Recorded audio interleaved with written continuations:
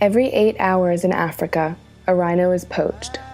The reality is that this mother, Mara, could quickly become one of the 3 rhinos killed a day, making her a mere statistic in the rhino poaching crisis. Her calf would be orphaned and cannot survive in the wild on its own. One rhino came to us and the vets said she's probably not going to make it. She'd been hit with an axe 23 times. You could see the axe marks in the top of her head. You could see her brain.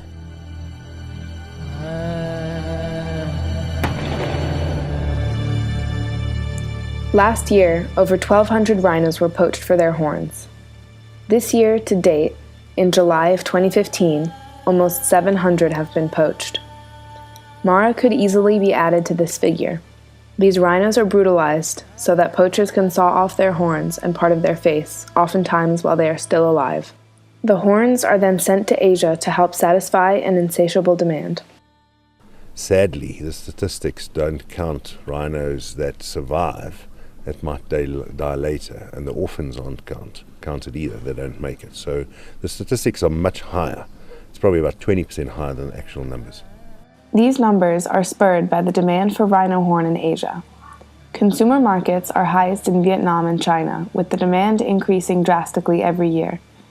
The following footage from a hidden camera shows rhino horns being sold illegally from the back of a tailor shop. The vendors will try to close sales by using fake statistics about the curative values of rhino horn. Rhino horn has been scientifically proven to have no medicinal benefit. It is made of keratin, much like our fingernails. Here in East Asia, rhino horn is purchased for use in traditional medicine, as trophies, or bought as a status symbol. It is falsely believed to be able to cure cancer, hangovers, and a variety of other ailments. At its current market price, it is double the value of gold. This hidden camera shows the permits the vendor received to hunt the rhino. However, the paper forbids him from portioning and selling the horn. You know, as the Vietnamese and the Chinese and Southeast Asians have become more and more affluent and have more money to spend, it's only likely to increase. The correlation of this poaching that correlates with the demand, that correlates with the economic growth in Southeast Asia, fundamental. And many people ask, why is this happening? It's lifestyle that comes from affluent, younger people. The more I read, the more I understand that the biggest driver of demand is lifestyle. Although the demand in Asia needs to be severely reduced, drastic measures must also be taken at the source of the poaching crisis.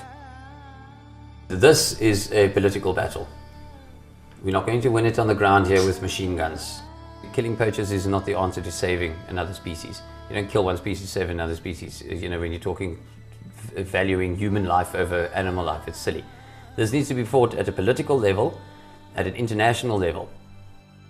Historically, up to 8,000 rhino a year were being killed across Africa, across various range states. Those range states, a lot of those range states don't have rhino anymore. What we do have is a concentration of rhino and an opportunity to reassess what has worked in the past, what hasn't worked in the past, why things haven't worked in the past, and how we're going to take this forward.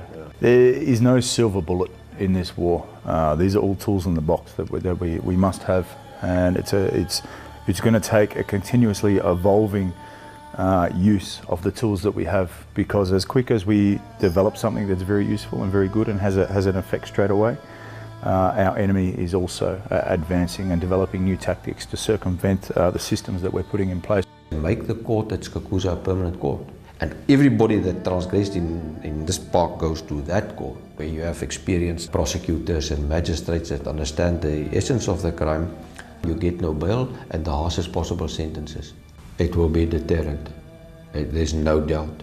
The victory of anti-poaching will occur in boardrooms where the right decisions are taken and courts where people are put away. The significance of wildlife conservation and the threats that they're facing, not just in Africa but globally, and that we have a moral obligation. To the youth out there, I would say don't ignore it. Don't let this generation be the generation that has allowed the big five to become the big four. If we don't do this in 3 to 5 years, we think at break-even point in terms of population growth. Mara represents the dwindling rhino population. We cannot let the sun set on her. We need to raise awareness and stop the demand now, before it's too late. This is the rhino's last shot.